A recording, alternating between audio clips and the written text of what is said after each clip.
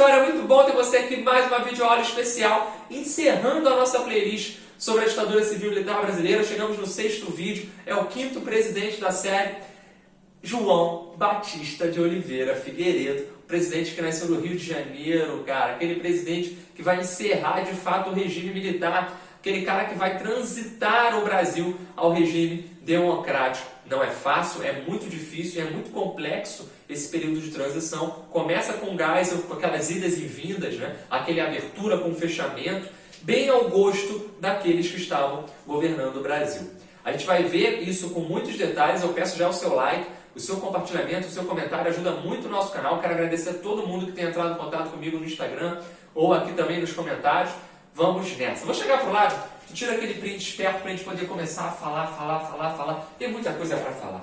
A nossa distensão que foi proposta pelo Geisel, ela foi uma distensão considerada gradual, lenta e segura, você viu na aula passada. Então, o Figueiredo é escolhido a dedo, tanto pelo Geisel quanto pelo Golbery, para fazer essa transição. Ele que também iria se encaixar no que a gente chama de linha moderada, linha castelista, beleza? Ele não era da linha dura. A linha dura tinha uma série de problemas com essa linha mais moderada nesse contexto. Eles não aceitavam essa transição, por mais que essa transição para a democracia fosse uma transição muito paulatina, muito vagarosa, muito morosa.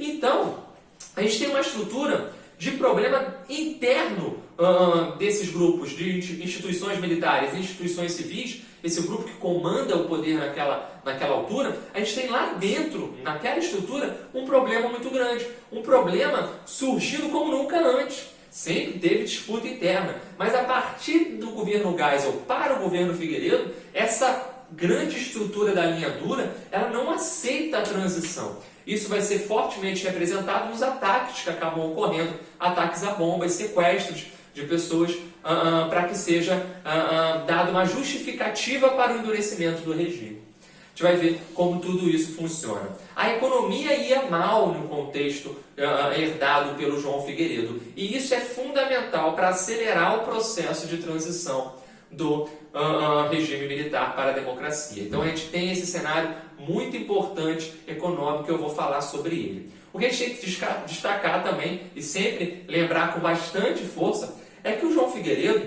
ele foi escolhido, como eu falei, a dedo pelo Geisel e pelo Golbery. O Geisel, que era o antigo presidente, e o Golbery do Couto, que era o ministro-chefe da Casa Civil. Eles fazem a escolha do Figueiredo, mas o Figueiredo não é tão bem preparado para o cargo. O Figueiredo sempre foi um cara muito técnico. Ele nem era general de 4 estrelas ainda. Ele só virou general de 4 estrelas para assumir o cargo, para não ficar feio, né? Como é que pode? O general ali que não é de 4 estrelas, sendo que todos os outros tinham sido. Afinal, ele tinha que encerrar em grande estilo essa ditadura. Ele ia ter 6 longos anos de governo pela frente.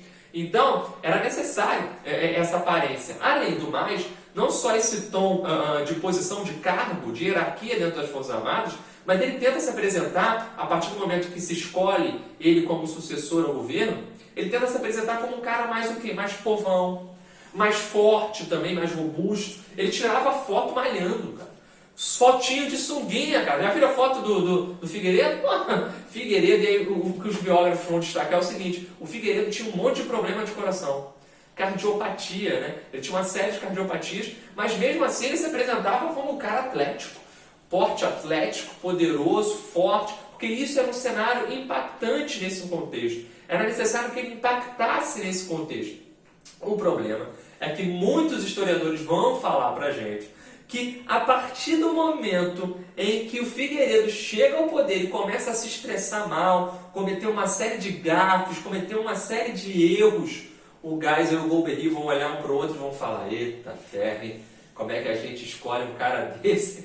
Tá de sacanagem. Ou seja, a galera meio que vai se arrepender com essa escolha do Figueiredo. Mas, mal ou bem, ele vai guiando, ele vai levando para frente essa redemocratização, esse Brasil que muda, esse Brasil que se transforma a cada minuto.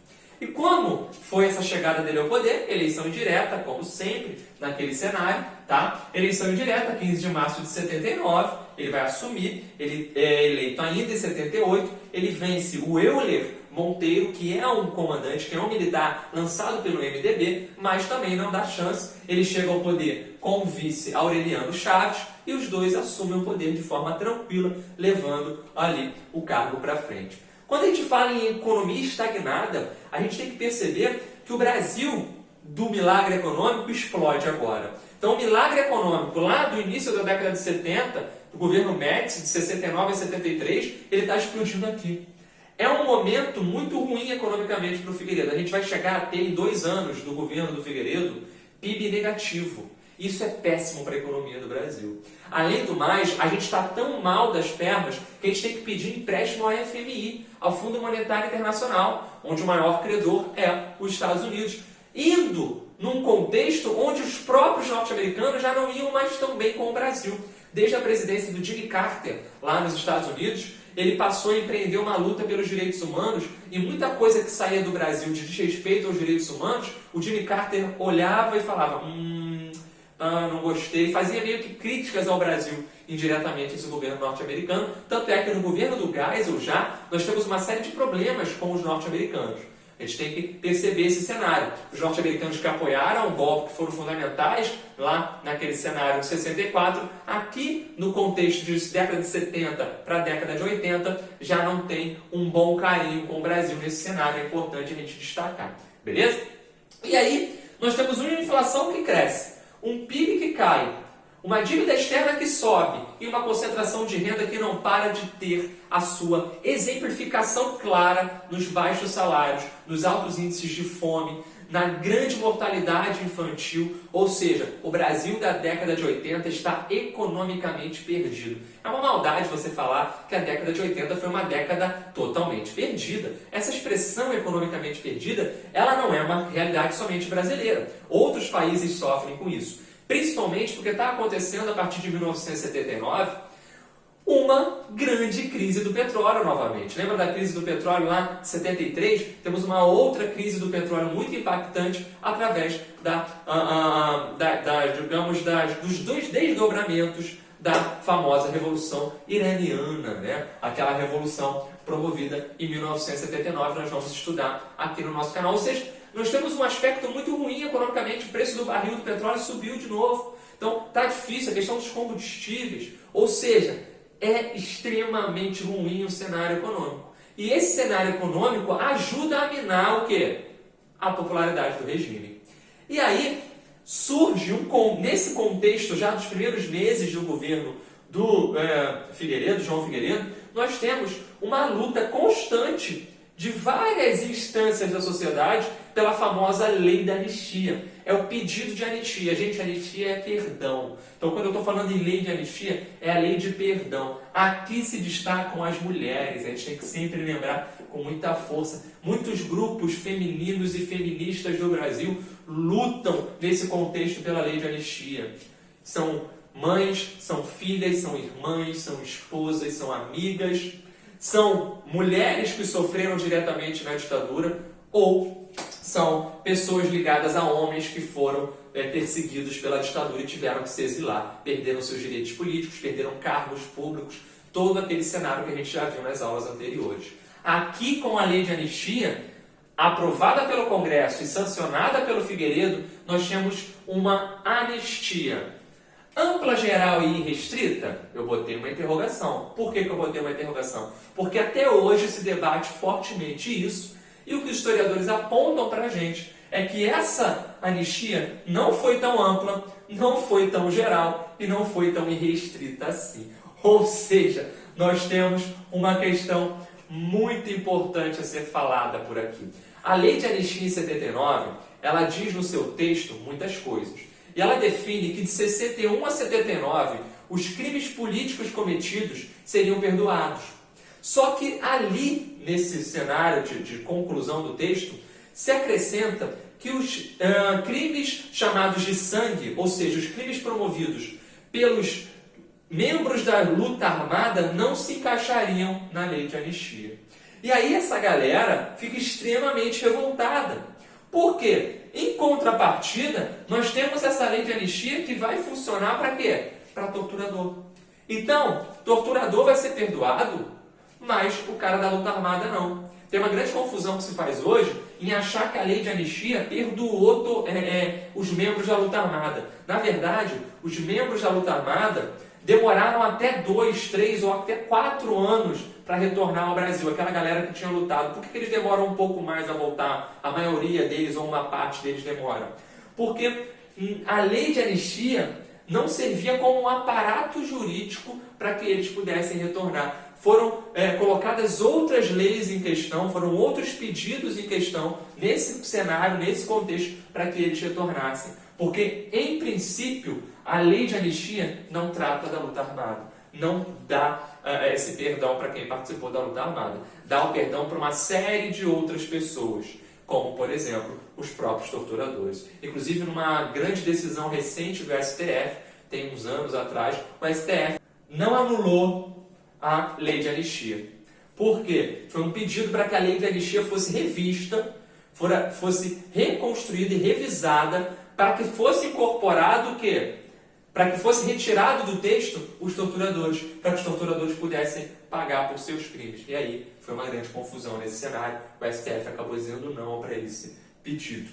Em linhas gerais, a lei de anistia determina que, a partir de 79, nós temos liberdade para presos políticos e começam os retornos dos exilados. Então, exilados como Gregório Bezerra, Luiz Carlos Prestes, Brizola, outros personagens que tinham sido exilados também. Muita gente acabou sendo exilada. Um caso famoso foi o do irmão do Enfio, o grande cartunista Enfio, que foi homenageado, né, na música lá do João Bosco com Aldir Blanc, que você já ouviu, O Bêbado e o Equilibrista, maravilhosa essa música, cantada, interpretada perfeitamente pela Elis Regina, falar da volta do irmão do Enfio, que é o Betinho, sociólogo, o grande idealizador do chamado Projeto Fome Zero, que depois o Lula acabou fazendo. Ou seja, temos muita coisa importante aqui nesse cenário, beleza? Então, a lei de anistia é uma festa maravilhosa, a galera vai para os aeroportos receber essas pessoas, eles vão voltando aos poucos, uns demoram um pouco mais, o Chico Buarque volta, enfim. Os artistas,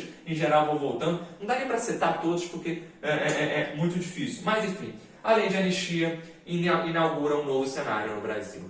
E aí, gente, com essa galera voltando, essa galera está fortalecendo a oposição. Com essa galera fortalecendo a oposição, o governo vai ter que tomar uma medida para tentar enfraquecer a oposição. Vamos ver o que é daqui a pouco. Porque antes, nós temos que falar da grande explosão de greves no ABC Paulista, que começaram em 78, no final do governo do Geisel, e vão se prolongar durante quase todo o governo do Figueiredo. E lá a liderança é de um cara veio de Pernambuco, pobre, veio morar em São Paulo, metalúrgico, cresceu, virou presidente de sindicato e liderou a greve, Luiz Inácio Lula da Silva. O Lula se destaca ali naquele cenário como um sindicalista que vai lutar contra a ditadura. Até então ninguém sabia quem era Lula. Quando começaram as greves, e as greves são pioneiras ali na região de São Bernardo do Campo, a região de Diadema, né? Embora a gente, quando fale ABC, a gente está falando de São Bernardo, vamos por ordem, né? Santo André, São Bernardo e São Caetano, né? Aquela região em São Paulo. Diadema entra, mas muita gente não quer botar Diadema no meio, porque não é nome de santo. Mas enfim, nessas 4 cidades, tanto São Caetano, quanto Santo André, quanto São Bernardo e Diadema, nós temos uma movimentação operária importante. Tudo começa na fábrica da Scania, uma fábrica muito importante, depois se espalha para outras fábricas, e ali nós temos um grande destaque na figura do Lula, que depois vai ser o fundador do PT, lá junto com outros parceiros, a gente vai falar sobre isso. Então, aqui nós temos um aumento da greve, temos um aumento da greve. E aí o governador de São Paulo, naquele contexto, era o Maluf. O Maluf, governando São Paulo, vai reprimir fortemente essas greves. O Lula vai ficar preso junto com outras lideranças, porque participou dessa greve, a greve vai ser julgada ilegal. Ou seja, um cenário muito confuso, e foi uma grande mobilização dos trabalhadores depois de muito tempo sem conseguir fazer uma mobilização daquela. Você lembra lá de 68, das greves em Contagem, em Osasco, em São Paulo? Ou seja, nós temos greves anteriores, mas 10 anos antes, né? Mais de 10 anos antes, aqui é um outro cenário. Eu falei para vocês que quando esses exilados estão voltando, o governo sente o impacto. Por quê? Porque quando os exilados voltam, olha só o que acontece. Eles voltam compondo a oposição. E a oposição naquele cenário era o MDB. o Movimento Democrático Brasileiro, era o MDB. E aí o governo, para que essa oposição possa se fragmentar, ele decide criar o quê? O pluripartidarismo. Desde 1965, com o AI-2, nós temos o bipartidarismo, não é isso? Lá, desde a época do Castelo Branco. Aqui no governo do João Figueiredo, partimos para o pluripartidarismo. Show de bola? Tranquilo? É a chamada Lei Orgânica dos Partidos. A partir de agora, vários partidos serão permitidos, desde que tenha um P no início do nome. Isso é importante, tá? Lembrem esse destaque. A questão é o seguinte: a ARENA, Aliança Renovadora Nacional, o Partido dos Militares, desses grupos que estão no poder, ele vai quase que totalmente para o PDS. O Partido Democrático Social. Então, o PDS, que de democrático não tem nada, nem de social, a gente vai ver. O PDS, ele vai incorporar a ARENA. Show? Quase que totalmente. O MDB vai fortemente criar o PMDB, só vai botar o P na frente. Partido do Movimento Democrático Brasileiro. Show de bola? Beleza. Só que, além do PMDB, vão surgir outros partidos, muitos deles vindos dessa galera que está voltando do exílio. E esses partidos pioneiros, que vão surgir a partir de 1980, essa lei é do finalzinho de 79, eles vão ser partidos que vão ser fundamentais no cenário brasileiro. O PP um pouco menos. O PP não é o PP de hoje. O PP hoje é o Partido Progressista. Essa sigla PP foi usada várias vezes na nossa história. Esse PP aqui é o Partido Popular. Ele em 83 vai acabar. Ele vai fazer parte do PMDB. Ele vai incorporar o PMDB. Beleza? Então, o Partido Popular é liderado por um cara chamado Tancredo Neves. Vocês já ouviram falar nele. Foi eleito presidente, só não pôde assumir, a gente vai ver. Agora vamos aqui desde o começo. O PT é o Partido dos Trabalhadores, o partido que está surgindo a partir da liderança do Lula nessa greve do ABC Paulista. Tem algumas lideranças também de estudantes, membros egressos da luta armada, assim como galera das comunidades eclesiais de base, a galera da Igreja Católica na periferia, vão formar o PT, que era um partido pequeno. O PT era um partido pequeno, se transformou num grande partido depois. O PTB é um partido histórico, você já ouviu muito dele aqui na nossa aula. O PTB é o Partido Trabalhista Brasileiro. O PTB é histórico, fundado por Vargas em 45. A maior liderança viva ainda do PTB, lembrando que o João Goulart morreu em 76, então ele não voltou ao Brasil, ele morreu no exílio, na Argentina. O PTB tinha como liderança viva ainda o Brizola. O Brizola volta e volta com tudo. O Brizola, aquele mesmo, governador do Rio Grande do Sul, enfim, aquele cara que chegou, nacionalizou a empresa, falou que ia cair na pancada com a ditadura, que isso é opositor mesmo, queria que o João Goulart resistisse e tudo. Lembra dele? O Brizola volta, crente que ia pegar o PTB, né, cara? O Brizola volta, não, PTB, a sigla é minha, vamos formar aqui, tranquilo. A Ivete Vargas, quem é a Ivete Vargas? O Vargas era tio-avô dessa menina. Dessa menina, não menina mais, né? Não era tão jovem assim a Ivete Vargas, mas a Ivete Vargas dizendo que vai dar continuidade ao legado do tio-avô dela, ela simplesmente pega o PTB e fala que é dela. O Brizola fala que é dele. E aí fica naquela luta, a justiça define. A justiça define em favor da Ivete. Então o PTB é comandado pela Ivete Vargas. O Brizola fica sem partido, com seus correligionários. O Brizola fica boladão. Inclusive, o Brizola vai acusar a ditadura, vai dizer que a justiça foi comprada pela ditadura para não deixar ele assumir o PTB, sabendo que ele era forte, que o PTB era forte. O PTB, gente, vai ser, minguado pela Ivete. A Ivete ninguém sabia quem era, né? Então, não tinha a mesma habilidade política do Brizola. Aí o Brizola fala, beleza, me tiraram o PTB. O Brizola chorou, cara. O Brizola chorou quando perdeu.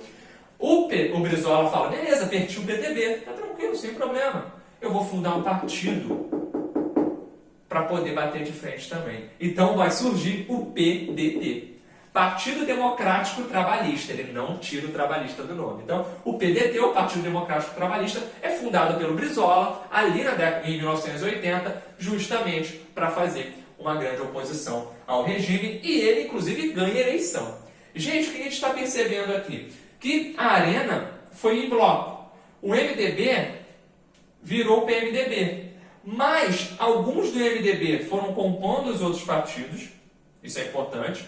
E também a galera que veio de fora junto com outros que aqui já estavam, fundaram e foram fazer parte de outros partidos. E o PCB, professor, você não botou aqui, o PCB nesse momento ainda não conseguiu o seu registro, tá? O PCB ainda não conseguiu o seu registro, tinha a Lei de Segurança Nacional, o Figueiredo até altera a Lei de Segurança Nacional, vou falar para vocês, mas o PCB tinha dificuldade, o clássico PCB tinha dificuldade em vir para a legalidade, inclusive tinha uma briga interna, tá? O Luiz Carlos Prestes faz uma carta-briga com a galera e sai, ou seja, uma confusão muito grande dentro do PCB nesse cenário, por isso que ele não consegue se institucionalizar. Ele que tinha sido tão forte ali nessa resistência pacífica contra a ditadura. Então, esses partidos que estão surgindo são partidos que vão dominar a parte final do governo ditatorial no Brasil. E vão ser partidos muito fortes. Nós já temos eleições programadas para 82. 82, pela primeira vez depois de um longo tempo, teremos eleições diretas para governador. Em 1982, eleições gerais. São eleições para prefeitos, são eleições municipais, são eleições estaduais. Ou seja, vão votar para prefeito, vereador, vão votar para governador, vão votar para deputado estadual, vão votar para deputado federal, senador, maravilha, muito voto para ser dado. É aí que a ditadura vai chorar. É agora, Partido Novo, a população indo para a rua, já está tendo greve. Não vai ser agora, filho. Sabe por que não vai ser agora? Olha o que vai prejudicar essa oposição. Primeiro, ela foi esfacelada. Porque se continuasse a Arena versus MDB, a Arena ia estar muito grande, muito forte. Não ia dar a Arena não, o MDB ia estar muito forte. Não ia dar para a Arena, percebe? Ia ser uma espécie de plebiscito. A Arena ou o MDB? O MDB tinha tudo para vencer. Agora, com os partidos surgindo diferentes, os partidos estão o quê? Brigando, inclusive, entre si. Olha que cenário. 82 eleições. Só que essas eleições, elas seriam afetadas por uma grande mudança que o governo acaba promovendo, que é a chamada reforma eleitoral de 81. O que essa reforma eleitoral faz? Ela cria o voto vinculado. O voto vinculado impede coligação. Não tem coligação e o voto tem que ser vinculado. Como é o voto vinculado, professor? Eu tenho que votar no mesmo partido sempre. Ah, professor, então eu voto na legenda? Não. Eu tenho que votar nos candidatos de um só partido. Ah, então se eu votar no PT para prefeito, eu posso votar no PTB para deputado estadual? Não, o meu voto é anulado se eu fizer isso. Olha o grande número de anulações que vamos ter, porque a população muitas vezes errava ali na hora desse voto. Então você tinha que ter essa percepção. O voto vinculado levava à anulação e era tudo o que a Arena queria. Por quê? A Arena estava em bloco no PDS, no Partido Democrático Social, não é isso? A Arena estava em bloco aqui, bem consolidada.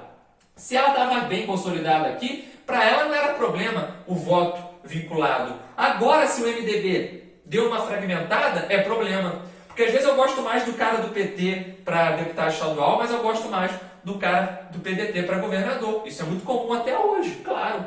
Se tu for na onda de votar no mesmo partido, tu se arrasa várias vezes, tá? Tu se arrasa muito, tá? O que eu tô falando é papo reto de historiador, tá? A história já mostra. Não, vou votar tudo nesse partido aqui, né, cara? Não tem essa, tem partido que tem gente boa e tem gente, todo partido tem gente boa e tem gente ruim, até hoje. Então, PTB, PT, PTB, PDT, PP, MDB. O PMDB vai ser o maior, tá, gente? O PMDB vai ser a grande força desse cenário. Vão acabar sendo prejudicados por esse voto vinculado. Esse voto vinculado é cruel ali em 81, mas em 82 temos eleições e aí a ditadura vai sofrer porque nas 3 maiores cidades do Brasil, 3 maiores estados do Brasil, nós teremos vitórias de governadores da oposição. Rio, Minas e São Paulo, inclusive no Rio de Janeiro, quem ganhou? Quem ganhou no Rio? Brizola. Cara, tu tem que ver como a ditadura fica quando o Brizola vence. A gente vai falar sobre isso quando o quadro girar. Vem comigo. Continuando aqui, galera, o governo do Figueiredo está sentindo um impacto econômico grande.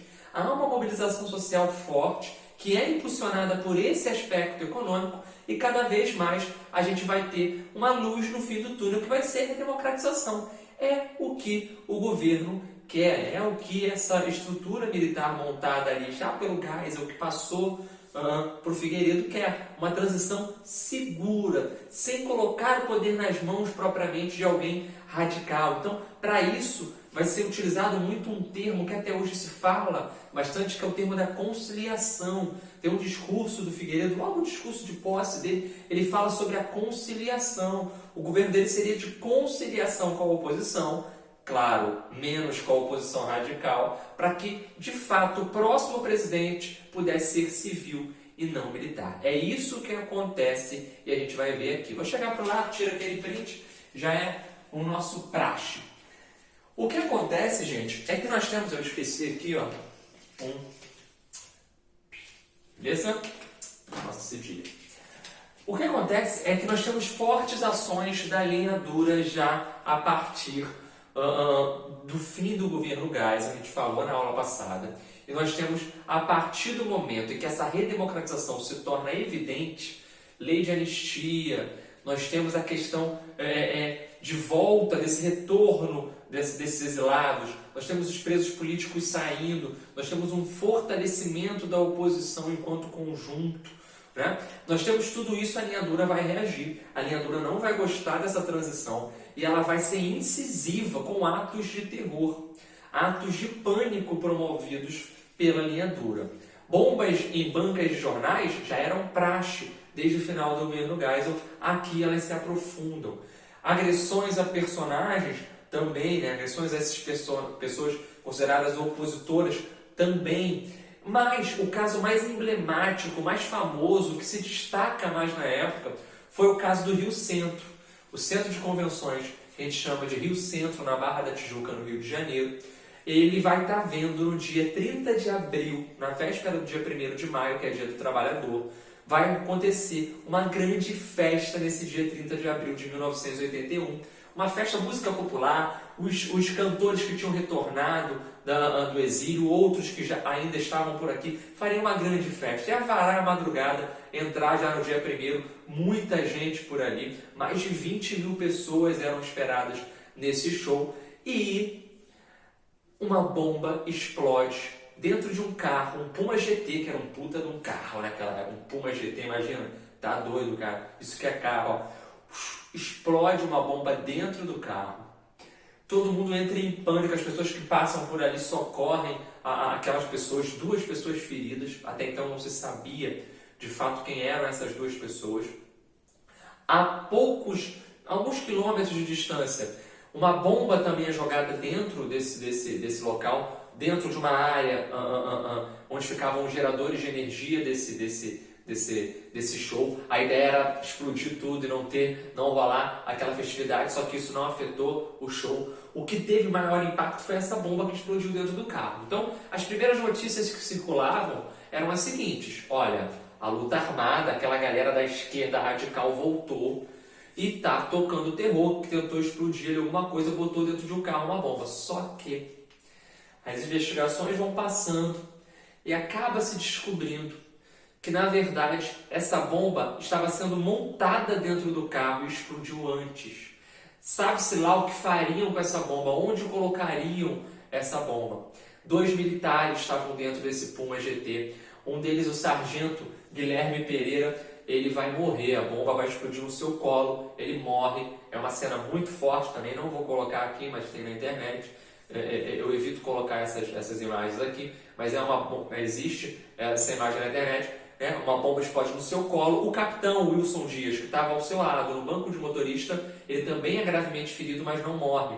Então se descobre que eram membros da linha dura que estavam promovendo esse ataque no Rio Centro. Nesse show, sabe-se lá o que aconteceria, seria uma bomba de alto impacto, acabou levando a vida desse sargento que estava ali preparando a própria bomba. Show de bola? Então, esse caso foi muito marcante,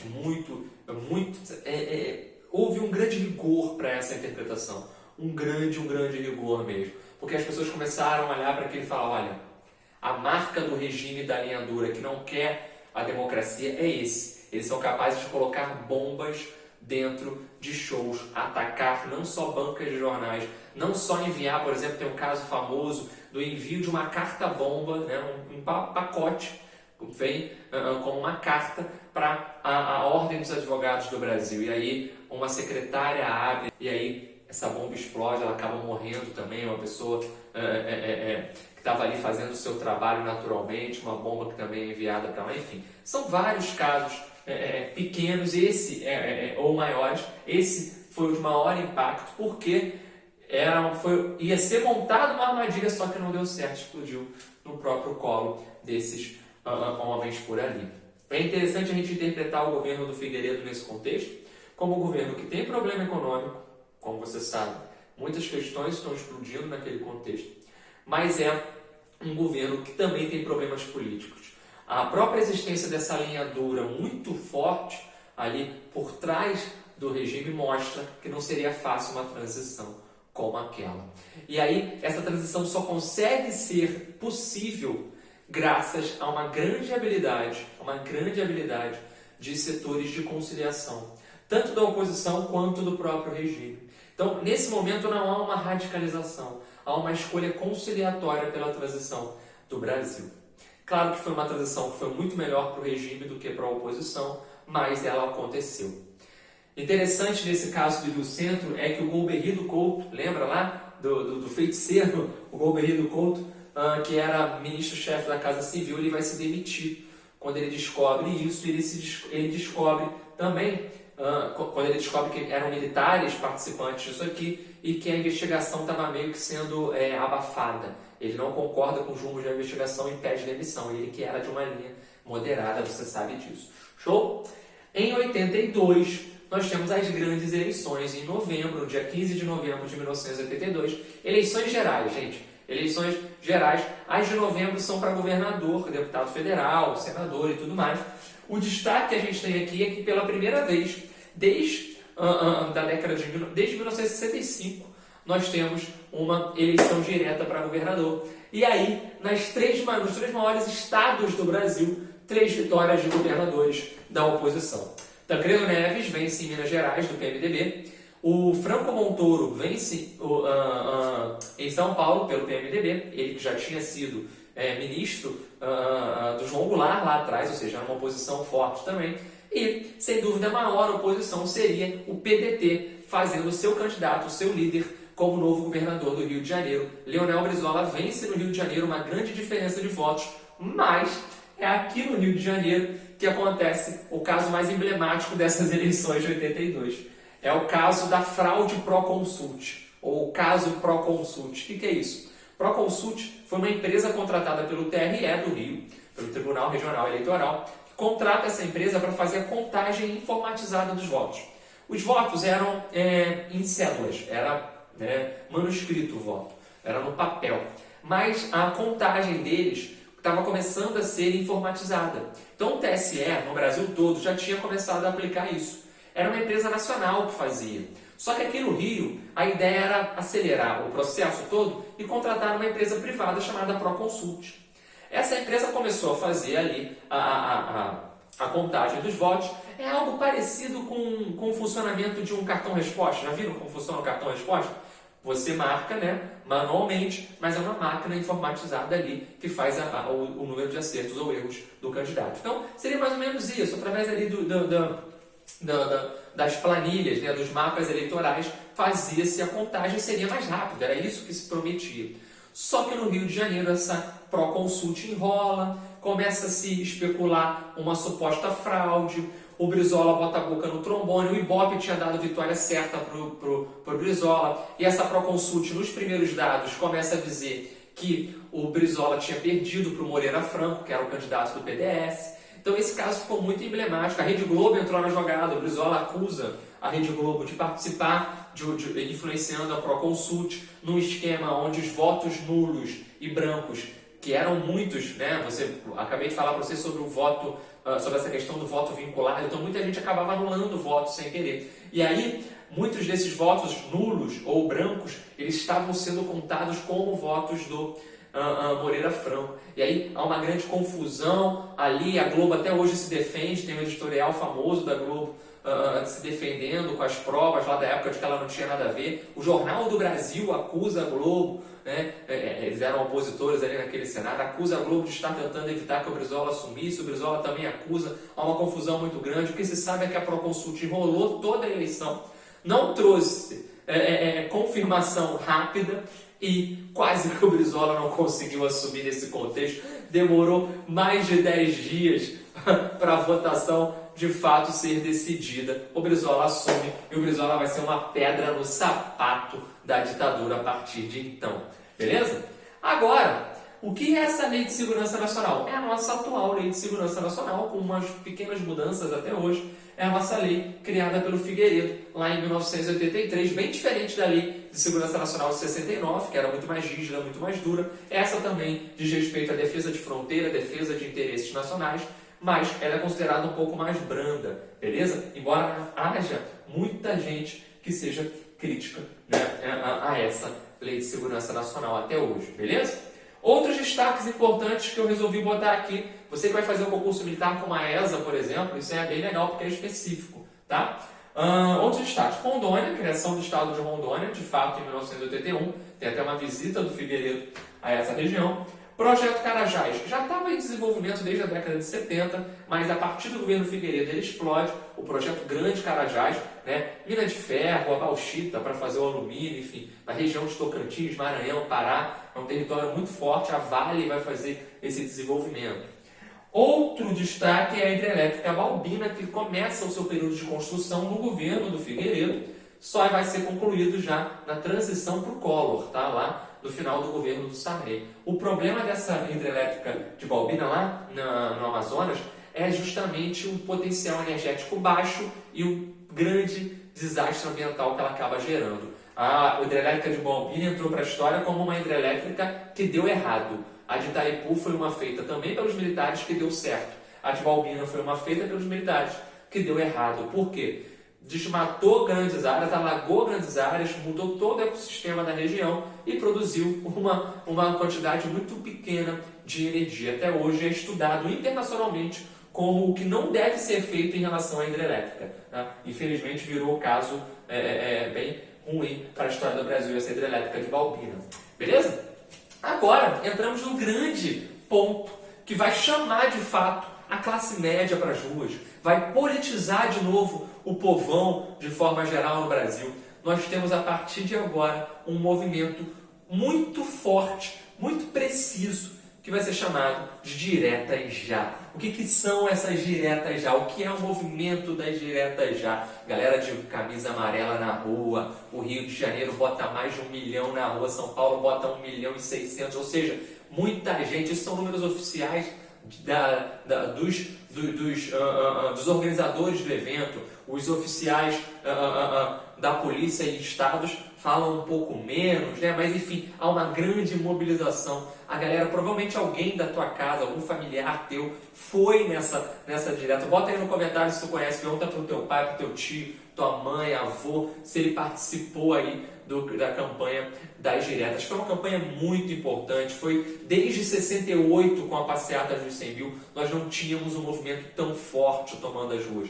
É o abalo que era necessário para o governo perceber que essa transição que ele estava tentando fazer não estava fácil, que essa transição não seria da forma como eles queriam.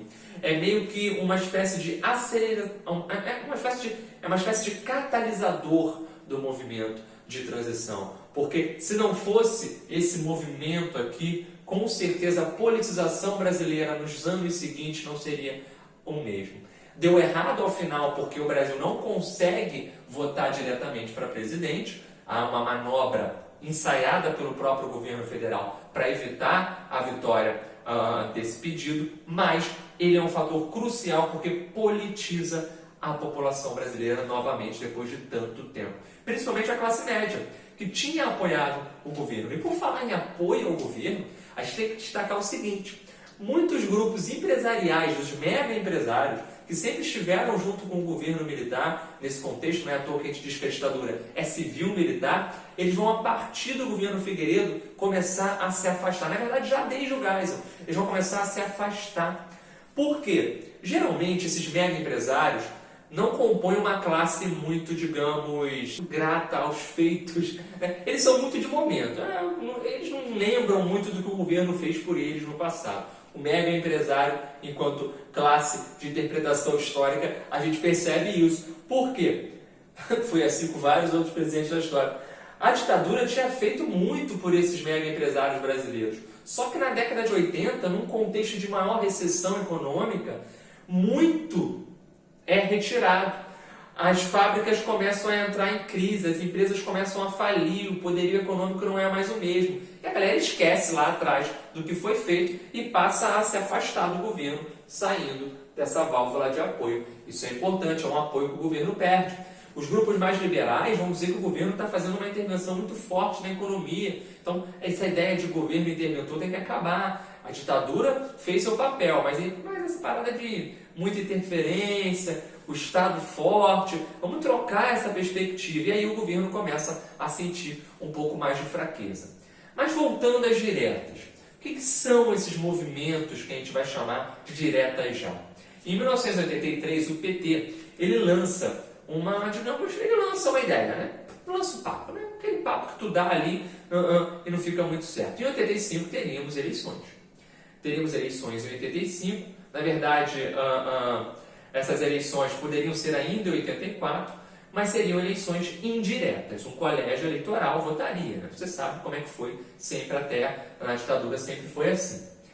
Então estava tudo certo, tudo arrumado, mas o PT lança lá essa ideia. E que tal se a gente votasse diretamente? Isso meio que fica no ar. O PT era um partido muito pequeno na época, não tinha tanta força para levar isso à frente. O PMDB meio que gosta, abraça a ideia e começa a se surgir um grande movimento que vai defender a eleição direta na próxima eleição. O voto direto na próxima eleição. Esse voto direto na próxima eleição seria crucial para o momento de transição. Iria mostrar verdadeiramente que teríamos o quê? O fim da ditadura e o início da democracia. Ah, bacana! Só que não estava nos planos do governo permitir uma eleição direta. Porque no voto direto, gente, no voto direto eu não tenho como ter uma previsão muito grande. A previsibilidade é pequena na hora da eleição. Tem favorito toda eleição? Tem. Mas, cara, o voto, a urna, depois que abre, cara, tu não sabe o que vem. É muito difícil de você ter uma interpretação perfeita. Agora, num voto indireto, o governo poderia ter mais controle sobre aquela eleição. Até porque, apesar da eleição de 82 ser ruim para o PDS, ele ainda tinha maioria enquanto partido na Câmara. O PDS, que é a antiga Arena, tinha maioria ainda na Câmara. Então, isso permitia para ele um pouco de maior controle, né? Um pouco de maior capacidade ali de prever o que seria a próxima eleição. Então, uma eleição direta não estava no pensamento, não estava nas contas do governo Figueiredo. O próprio Figueiredo vai estabelecer fortemente isso. Só que a galera vai para a rua, né? Como eu te falei, a galera toma a rua, principalmente no Rio e em São Paulo, mas também em Minas. Os governadores que ganharam e que eram contrários ao governo vão estimular: o Brizola, o Montoro, o Tancredo Neves. Tem a figura do Ulisses Guimarães, o senhor diretas. O Ulisses Guimarães é a maior referência dentro do PMDB. Ele depois vai se tornar presidente da Câmara. Grande figura histórica do Ulisses Guimarães, você já ouviu dele aqui, muito, muito importante. E aí, no meio dessa ideia de, diretas, ainda em 83, um deputado federal do Mato Grosso, chamado Dante de Oliveira, vai lançar uma emenda. Essa emenda vai ser apelidada de Emenda Dante de Oliveira. Essa emenda é para que o Congresso vote e determine a eleição direta. O Congresso tinha poder para isso, é só votar. Uma grande campanha, uma coisa maravilhosa, era só alcançar essa maioria para conseguir compor os votos. Grande maioria, grande coisa linda, 298 votos a favor, 65 votos contra. Faltavam 22 votos. E, com a falta desses 22 votos, a emenda Dante de Oliveira, que dava a eleição direta em 85, não é aprovada. E nós temos eleições indiretas por 22 votos. 1, 2, 3, 4, 5 mil, queremos o presidente do Brasil. 1, 2, 3, 4, 5 mil, queremos escolher o presidente do Brasil. Era uma campanha na época. Então, faixas, você encontra muito por aí até hoje. A galera chorava, cantava o hino nacional. O hino nacional voltou a pertencer à oposição ao regime. O hino nacional causava meio que ojeriza, lá na época dos anos de chumbo, a quem era da oposição. porque eles chamavam aquilo de patriotada. Isso é uma patriotada do caramba, hein? Uma porcaria. Ficam pegando nossa bandeira, nosso hino. Parece que é deles agora, lá um monte de ditador cantando o hino. Agora não. Agora a galera abraça de novo o hino, a bandeira e canta. A galera que vai nessa sessão, e foi uma sessão que você acompanhou recentemente, os candidatos, os deputados iam até o microfone e votavam sim, não, tu imagina, a galera ali, ó, parecia um jogo de futebol, falar em futebol, parece que eu tinha perdido em 82 com a seleção linda, né? Meu Deus, então, e aí, ó, o Brasil perde. O Brasil inteiro perde, porque a não aprovação da emenda da Andi Oliveira foi uma derrota para a democracia brasileira. E aí nós teríamos eleições indiretas. De um lado, Tancredo Neves, com o vice José Sarney, pelo PMDB. PMDB, que é o grande partido de oposição. Do outro lado, Paulo Maluf, ex-governador do Rio Grande do Sul, ex-governador de São Paulo, tinha perdido, né, tinha saído. Flávio Marcílio como vice pelo PDS, pelo Partido Democrático, pelo Partido Democrático Social do regime. O que acontece é o seguinte: o José Sarney, ele é uma chamada liderança de última hora, aliança de última hora do Tancredo, porque o José Sarney sempre teve carreira na arena, era líder do PDS, era líder dos militares. Aos 45 do segundo tempo, o José Sarney decide romper com os militares e formar a chamada o quê? Frente Liberal, Aliança de Frente Liberal, a Frente Liberal Democrática. O que é essa Frente Liberal Democrática? É justamente um grupo pequeno que sai do PDS e leva seu apoio ao PMDB. O PMDB, sabendo que sem o apoio dessa parcela que saiu do PDS não conseguiria vencer essa eleição indireta, aceita e coloca o Sarney como vice. Olha só que figura interessante. O Sarney chutou o PDS aos 45 do segundo tempo. Ele vem para cá e ele vem arrastando uma parte da galera do Nordeste que estava com ele. Ele que é o cara do Maranhão, né? Então, ele vem arrastando uma galera do Nordeste, do PDS, e o PMDB aceita isso. O PMDB aceita. O PMDB, ao aceitar isso, ganha maior força e consegue ter uma vitória tranquila. 480 votos, 180 votos. O Sarney, mais tarde, vai fundar o PFL, Partido da Frente Liberal, que, né, foi mudando de nome, virou DEM, né, Democratas. Beleza? Então, o Sarney está aqui, essa figura, que é, historicamente, todo do regime. Só que aos 45 mudou para cá e foi aceito. O que acontece é que muita gente fica feliz com essa vitória. O PT, que era um partido que estava ali crescendo, diz para os seus membros votarem não, os seus deputados votarem não.